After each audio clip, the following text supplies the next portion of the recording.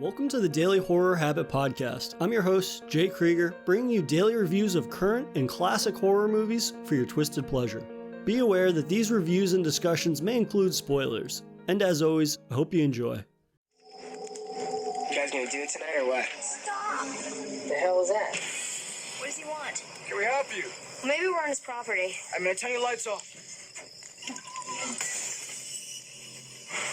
That guy was a freak. So let's get out of here. All right, let's go. Come on, he's gone.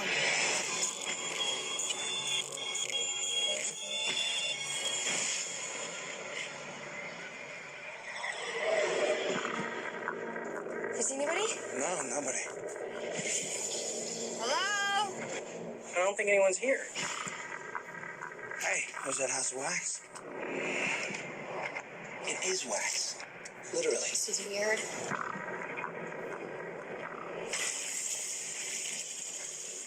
Looks like a hell of a party. Look how detailed this is. Tell me this doesn't look real.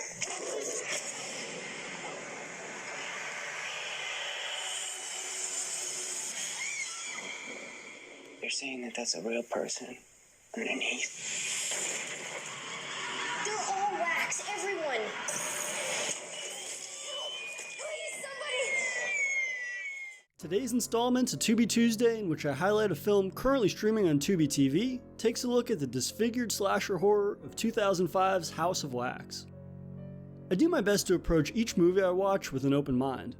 No matter the amount of films you've devoured over the years, it's still easy for preconceived notions to rear their ugly head. But over the last few years, I've attempted to cast these aside as best I can and roll the dice on movies I may usually avoid. In this instance, one of my major oversights is my knowledge of early 2000s horror films.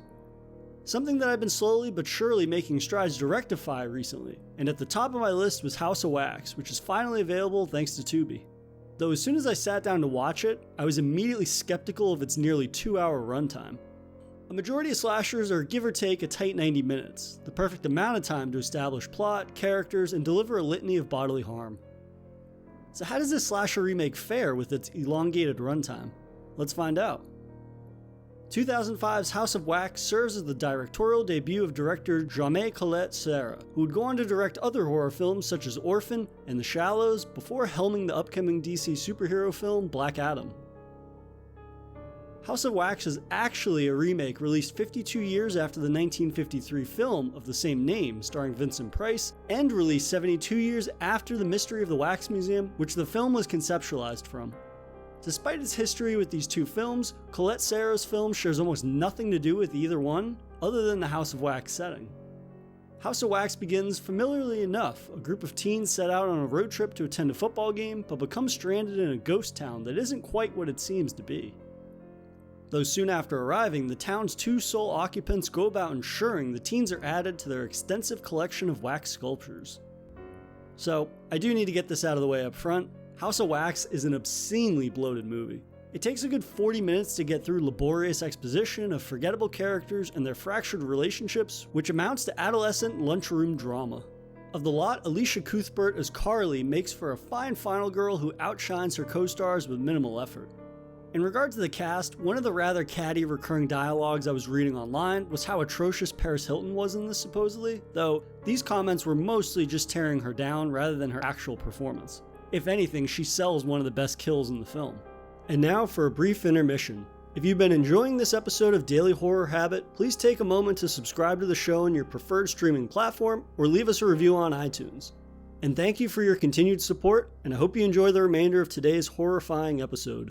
If anything, I found Jared Padalecki's performance as Carly's boyfriend Wade about as lifeless as could be.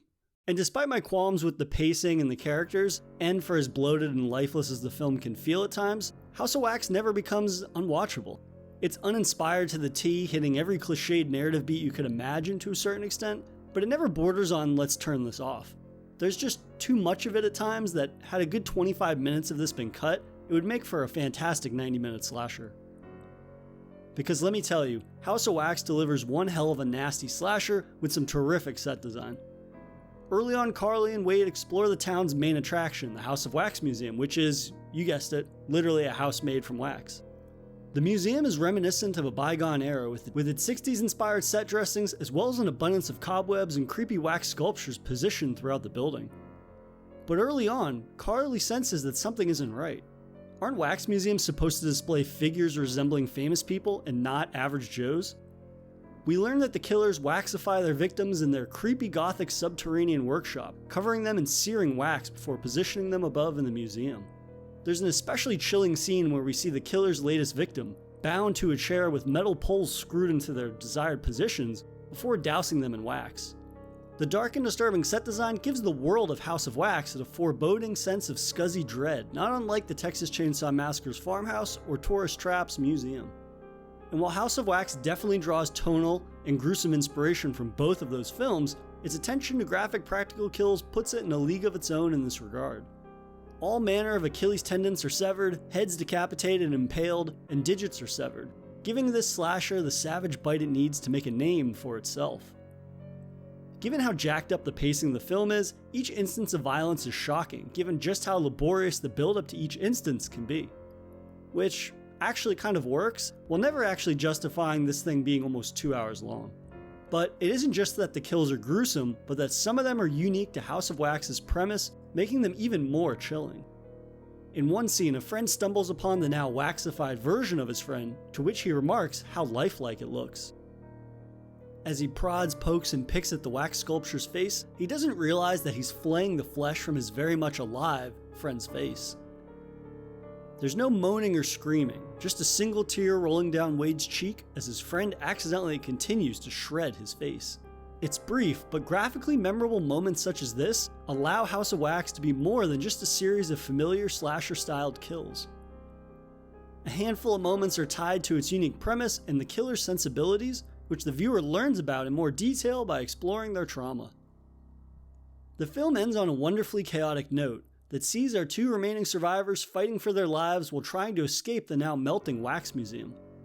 The shifting architecture, the wax-masked, knife-wielding killer, hot on their heels, it makes for a truly remarkable and savage ending that has to be seen to be believed. House of Wax is one of those early 2000 slashers that definitely deserve to have more respect put on its name. While its initial pacing is laborious as hell, it's building to the pinnacle of what should be at the heart of every slasher.